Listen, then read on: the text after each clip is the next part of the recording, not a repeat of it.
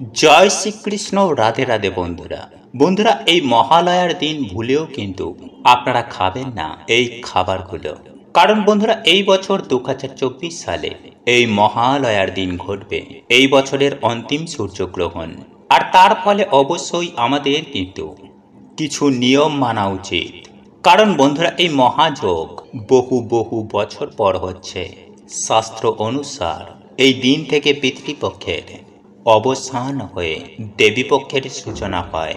তাই এই দিনে সামান্য কিছু কাজ যেমন আমাদের সৌভাগ্যের দরজা খুলে দেয়, আবার এই দিনে করা কিছু ভুলও কিন্তু বন্ধুরা রোগ ব্যাধি এবং দুর্ভাগ্য ডেকে আনে, এবং তারই ফলে নানান রকম সমস্যা আমাদের সারা বছর ভোগ করতে হয়। তাই চলুন বন্ধুরা, এইবার আমরা জানি যে এই দিনে কোন কোন কাজগুলো আপনারা করবেন এবং কোন খাবারগুলো এই দিনে আমাদের ভুল করেও খেতে নেই। তবে তার আগে বন্ধুরা, ভিডিওটিতে একটি লাইক করে কমেন্টে আপনারা বলুন হর হর মহাদেব ও জয় মা দুর্গার জয়। নাম্বার 1, বন্ধুরা, এই মহালয়ার দিন কিন্তু আপনারা একদমই দেরি করে ঘুম থেকে উঠবেন না। সকাল সকাল এই দিনে আপনারা ঘুম থেকে উঠে এই ভিডিওতে বলা এই মন্ত্রটি আপনারা 3 বার স্মরণ করবেন এবং তারপরে পারলে আপনারা মহালয়া শুনবেন বা মহালয়া দেখবেন। নাম্বার 2, বন্ধুরা, এই দিনে যারা আপনারা তর্পণ করবেন তারা ভুলেও কিন্তু এই দিনে চুল দাড়ি নখ কাটবেন না এবং সকাল সকালই আপনারা গঙ্গা ঘাটে গিয়ে খালি পেটে তর্পণ কার্যটি করে ফেলবেন। কিন্তু যারা বন্ধুরা এই দিনে তর্পণ কার্য করতে পারবেন না তারা স্নান করে এসে একটি ঘটিতে আপনারা কালো তিল ও লাল ফুল মিশিয়ে সূর্যদেবকে অর্ঘ্য নিবেদন করে পূর্বপুরুষের আত্মার শান্তি আপনারা পরমাত্মার কাছে প্রার্থনা করবেন।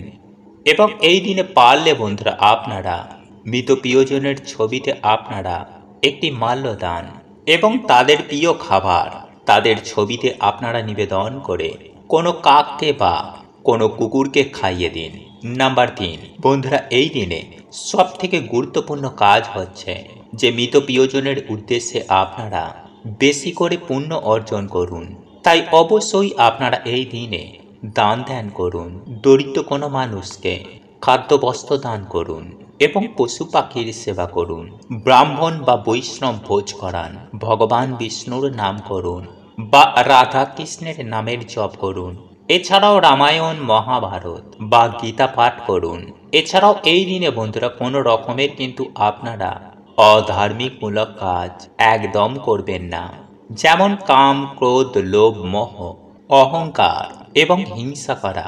এবং এই দিনে কারোর মনে আপনারা কোনো রকমের দুঃখ দেবেন না। সৎভাবে এই দিনে আপনারা জীবন যাপন করবেন, তাহলে অবশ্যই বন্ধুরা আপনাদের জীবনে সৌভাগ্য আসবেই আসবে। তো চলুন বন্ধুরা, এইবার আমরা জানি যে এই দিনে আপনারা কোন খাবারগুলো ভুলেও খাবেন না। বন্ধুরা, এই বছর 2024 সালে এই সূর্যগ্রহণ ও মহালয়া শুরু হচ্ছে আগামী 2রা অক্টোবর, মানে 15ই আশ্বিন বুধবার। এবং এই সূর্যগ্রহণ শুরু হচ্ছে আগামী 2রা অক্টোবর বুধবার দিন রাত 9টা 13 মিনিট থেকে মধ্যরাত 3টে 17 মিনিট পর্যন্ত। ফলে গ্রহণ চলবে বন্ধুরা 5 ঘন্টা 51 মিনিট, কিন্তু মুখ্য বলয় গ্রাস স্থায়ী থাকবে 3 ঘন্টা 35 মিনিট।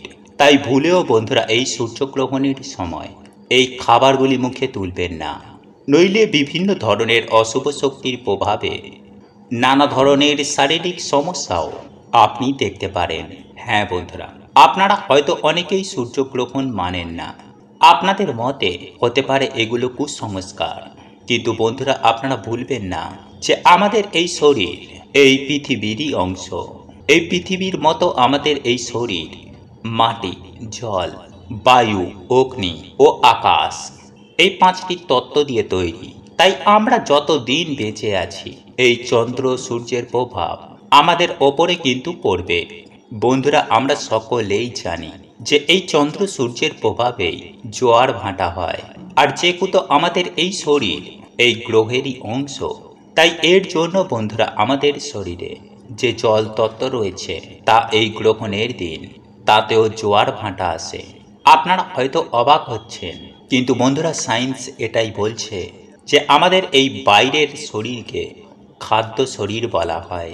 তাই আমরা যে খাবার খাই তার প্রভাব প্রথমে আমাদের এই খাদ্য শরীরে পড়ে এবং তারপরে মনোময় শরীরে পড়ে এবং ধীরে ধীরে তা আমাদের শরীরে রোগ উৎপন্ন করে। তাই ভুলেও বন্ধুরা এই বুধবার, এই সূর্যগ্রহণের দিন এই খাবারগুলি মুখে তুলবেন না। এছাড়াও বন্ধুরা এই বুধবার, এই সূর্যগ্রহণের রাতে কি কি কাজ আপনারা ভুলেও করবেন না তা সব আমরা এই ভিডিওটির মাধ্যমে জানব। যেমন রাতের বেলায় আপনারা সেই দিন সহবাসে লিপ্ত হবেন না। উলঙ্গ হয়ে রাতে সেই দিন একদমই শোবেন না। এছাড়াও মহিলারা সেই রাতে খোলা চুলে বাইরে যাবেন না। বন্ধুরা, জ্যোতিষ শাস্ত্র অনুসার এই রাতেই বিভিন্ন নেগেটিভ শক্তির প্রভাব খুবই শক্তিশালী হয়। তাই যাতে আপনাদের ওপরে নেগেটিভ শক্তির প্রভাব একটুও না পড়ে, তাই এই কার্যগুলো বন্ধুরা আপনারা সেই রাতে বর্জন করুন। তাই চলুন বন্ধুরা এইবার আমরা জেনে নিই যে আপনারা কোন খাবারগুলো সেই রাতে খাবেন না। নাম্বার 1, দই। বন্ধুরা, বুধবার রাতে আপনারা ভুলেও দই মুখে তুলবেন না, কারণ দইয়ের ওপর গ্রহণের প্রভাব সর্বাধিক হবে। আর যা খেলে আপনাদের শরীরে নানান রকম রোগের সঞ্চার হতে পারে, কারণ গ্রহণ চলাকালীন সেই দই আপনার শরীরের মধ্যেই থাকবে। নাম্বার 2, পোড়া খাবার। পোড়া খাবারকে সেই দিন রাতে শোবেন না, কারণ বন্ধুরা যেহেতু বুধবার রাতে এই গ্রহণ পড়েছে, তাই এমন কোনো ভুল করবেন না যাতে এই গ্রহণের প্রভাব আপনার জীবনে এসেই পড়ে। তাই ভুলেও বন্ধুরা এই বুধবার রাতে পোড়া খাবার খাবেন না। পারলে 9টার মধ্যেই আপনারা ডিনার কমপ্লিট করুন। নাম্বার 3, আমিষ জাতীয় খাবার। বন্ধুরা, যেহেতু এই গ্রহণের সময় নেগেটিভ শক্তির প্রভাব সর্বাধিক হয়, তাই সেই সময়ে যদি আমরা এই রকম খাবার খাই বা যেখানে সেখানে যদি এঁটো কাঁটা ফেলে রাখি, তাহলে নেগেটিভ এনার্জিরা এতে অত্যন্ত আকর্ষিত হতে পারে। নাম্বার 4, গ্রহণের আগে ভুলেও আপনারা নেশা ভাঙ ভুলেও করবেন না, কারণ যেহেতু সেই সময় আমাদের শরীরে গ্রহণের প্রভাব পড়বে, তাই এই ধরনের খাবার কিন্তু আমাদের শরীরে ডবল ক্ষতি করতে পারে। শুধু তাই নয় বন্ধুরা, এই দিনে সকালে এই ঘুম থেকে উঠে বাসি বিছানায় বসেই আপনারা এই 3টি শব্দ অবশ্যই বলুন, কারণ বন্ধুরা এই আশ্বিন মাস হচ্ছে মা দুর্গার মাস, যিনি এই ধরাধামের, যিনি এই প্রকৃতির সমস্ত জগতে দুর্গতি নাশিনী। এই মাসে বন্ধুরা সকালে ঘুম থেকে উঠে এই 3টি শব্দ যারা বলে, মা তাদের জীবন থেকে সকল দুর্ভাগ্য দরিদ্রতা হরণ করে নেন। এবং পুজোর মধ্যেই বন্ধুরা আপনারা আপনাদের মনের মতন কোনো ভালো খবর পাবেন। তাই এই বছর বন্ধুরা এই 2024 সালে মহাষষ্ঠী পড়েছে 9ই অক্টোবর, মহাসপ্তমী 10ই অক্টোবর, মহা অষ্টমী ও নবমী 11ই অক্টোবর এবং বিজয়া দশমী 12ই অক্টোবর।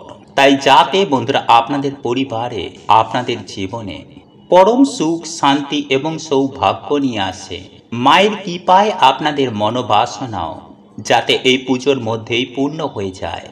তাই অবশ্যই কিন্তু বন্ধুরা আপনারা এই মাসে এবং এই পুজোয় কিন্তু সকালে ঘুম থেকে উঠেই বাসি বিছানায় বসেই এই 3টি শব্দ বলতে একদম ভুলবেন না। এতে বন্ধুরা আপনাদের এই আশ্বিন মাস এবং এই পুজো দারুণ কাটবে। শুধু তাই নয় বন্ধুরা, এই দুর্গা মন্ত্র পাঠ করে আপনি যে কাজে হাত দেবেন সেই কাজে আপনি সুনিশ্চিতভাবে সাফল্য অর্জন করবেন। আর এটা আমি আপনাদের 100% গ্যারেন্টি দিয়ে সুনিশ্চিতভাবে বলতে পারি। তাহলে বন্ধুরা আপনারা নিশ্চয়ই বুঝতেই পারছেন যে এই মন্ত্রটি ছোট হলেও এর প্রভাব কতটা। বন্ধুরা, তাই এই মন্ত্রটি আপনারা কিভাবে পাঠ করবেন এবং কতবার পাঠ করবেন এবং কোন সেই অলৌকিক ক্ষমতাযুক্ত মন্ত্র, সেই বিষয়ে বিস্তারিত জানার জন্য আজকে আমার বলা এই ভিডিওটি সম্পূর্ণ শেষ পর্যন্ত দেখতে থাকুন।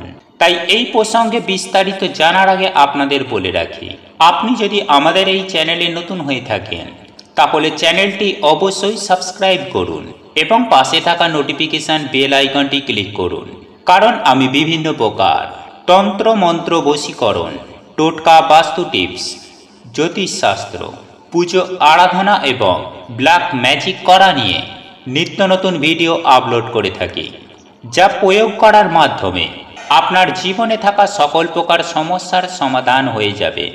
চলুন এইবার মূল আলোচনায় প্রবেশ করা যাক। তবে মূল আলোচনায় প্রবেশ করার আগে আপনারা যদি মা দুর্গার আশীর্বাদ ও কৃপা পেতে চান, তাহলে জয় মা দুর্গা জয় লিখে কমেন্ট অবশ্যই করবেন। বন্ধুরা, মূল আলোচনায় প্রবেশ করার আগে আপনাদের সবার প্রথমেই জানিয়ে রাখি যে আপনারা প্রত্যেকেই জানি যে ঈশ্বরের নাম নেওয়া, ঈশ্বরকে স্মরণ করা অত্যন্ত ভালো। কেননা আমরা যদি ঈশ্বরের স্মরণ করি তাহলে ঈশ্বর বা ভগবান আমাদের আশীর্বাদ করেন। তাই আপনি যদি মা দুর্গার আশীর্বাদ পেতে চান তাহলে অবশ্যই জয় মা দুর্গা জয় লিখে কমেন্ট করুন। বন্ধুরা, আজ থেকেই শুরু হয়ে গিয়েছে আশ্বিন মাস, আর আজ থেকেই আপনি চেষ্টা করবেন এই আশ্বিন মাসের প্রত্যেকটি দিন সকাল সকাল ঘুম থেকে ওঠার। বন্ধুরা, যদি আপনি এই আশ্বিন মাসে সকাল সকাল ঘুম থেকে উঠে সুন্দরভাবে দিনটিকে শুরু করতে পারেন, তাহলে মা দুর্গার আশীর্বাদ সদা সর্বদাই আপনার সাথে থাকবে। ঠিক এরই পাশাপাশি আমি আপনাদের আরও একটি কথা জানিয়ে রাখি, আর তা হল বন্ধুরা, এই আশ্বিন মাসের ভোরে ঘুম থেকে উঠে স্নান করে উপবাস থেকে আপনি আপনার ঠাকুর ঘরে নিত্য সেবা দেওয়ার চেষ্টা করবেন। বন্ধুরা, আপনি যদি এই গোটা আশ্বিন মাসে উপবাস রেখে আপনি আপনার বাড়িতে নিত্য ঠাকুর পূজা করতে পারেন, তাহলে ভগবান বা ঈশ্বরের কৃপা আপনি খুব সহজেই অর্জন করতে পারবেন। বন্ধুরা, সেই সঙ্গে আরও একটি বিষয় আপনারা অবশ্যই চেষ্টা করবেন, আর তা হল এই গোটা আশ্বিন মাস জুড়ে আপনারা চেষ্টা করবেন যে কোনো সময় অন্ততপক্ষে একটি গাওয়া ঘিয়ের প্রদীপ আপনার ঠাকুর ঘরে প্রত্যেকটা দিন নিত্য প্রজ্বলন করার। কেননা শাস্ত্র মতে এই আশ্বিন মাসে প্রদীপের শিখার আলোয় জীবনের সমস্ত অন্ধকার দূর হয়ে গিয়ে আপনার জীবনে সৌভাগ্য বহুগুণ বৃদ্ধি করতে সাহায্য করবে। তাই ঠাকুরের নিত্য সেবা করার সময় আপনি এই গাওয়া ঘিয়ের প্রদীপটি অবশ্যই প্রজ্বলন করবেন। তারপর বন্ধুরা, এই পূজা পাঠ হয়ে গেলে আপনি পাঠ করবেন ছোট্ট একটি মন্ত্র, আর এই মন্ত্রটি হল ওং সর্বমঙ্গলা মঙ্গলে শিবে সর্বাত্ম সাধিকে শরণ্যে ত্র্যম্বকে গৌরী নারায়ণী নমস্তুতে। ওং সর্বমঙ্গলা মঙ্গলে শিবে সর্বাত্ম সাধিকে শরণ্যে ত্র্যম্বকে গৌরী নারায়ণী নমস্তুতে। বন্ধুরা, এই মন্ত্রটি আপনারা ঠাকুরের সামনে বসে অন্ততপক্ষে 21 বার জপ করবেন। এবং একই সঙ্গে আমি আরও একটি মন্ত্র আপনাদের জানিয়ে দেব, যে মন্ত্রটি আপনারা সকালে ঘুম থেকে উঠেই বাসি বিছানা ছাড়ার আগেই আপনি এই মন্ত্রটি জপ করবেন। আর এই মন্ত্রটি হল ওং হ্লিং দুর্গে দুর্গে রক্ষিণী রক্ষিণী স্বাহা। বন্ধুরা, এই মন্ত্রটি আপনারা বাসি বিছানায় বসেই অন্ততপক্ষে 28 বার জপ করবেন। তবে সবথেকে ভালো ফল পাওয়া যায় যদি আপনি হাতে রুদ্রাক্ষের মালা নিয়ে আপনি নিত্য 108 বার জপ করতে পারেন। দেখবেন এই মন্ত্র দুটি জপ করার ফলে আপনার জীবন থেকে সমস্ত বাধা বিপত্তি, জ্বালা যন্ত্রণা, দারিদ্রতা সুনিশ্চিতভাবে দূর হয়ে যাবে। সেই সঙ্গে আপনার সকল প্রকার মনোবাসনা খুব দ্রুতই পূরণ হবে। বন্ধুরা, আপনারা যদি নিত্য এই দুটি মন্ত্র জপ করতে পারেন, তাহলে মা দুর্গা আপনার প্রতি প্রসন্ন হয়ে আপনার সমস্ত মনস্কামনা খুব দ্রুতই পূরণ করবেন। ঠিক তেমনই সর্বশক্তি হয়ে নানান সমস্ত দেবতার আশীর্বাদ আপনার ওপর সদা সর্বদাই থাকবে, যার ফলে আপনি যা চাইবেন আপনি তাই সুনিশ্চিতভাবে পাবেন।